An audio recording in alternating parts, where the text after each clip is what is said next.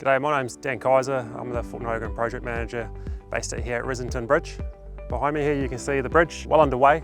This new bridge is 78 metres long, 8 metres wide, and is built with single hollow core box section beams that are post-tensioned together, creating a strong continuous bridge deck.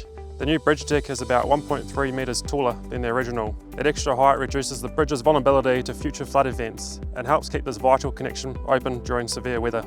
The bridge sits on deep-seated pier piles, each 1.2 metres in diameter and extending 13 to 16 metres down into the papa bedrock.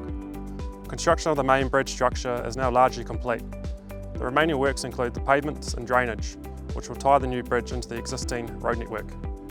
Because of the elevation difference between the old and the new structure, traffic will be switched onto the new bridge in the coming months, once it's safe to do so and the approaches are ready.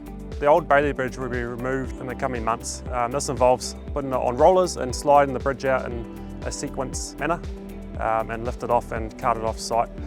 We expect to have this bridge completed later this year, restoring it back to the local community.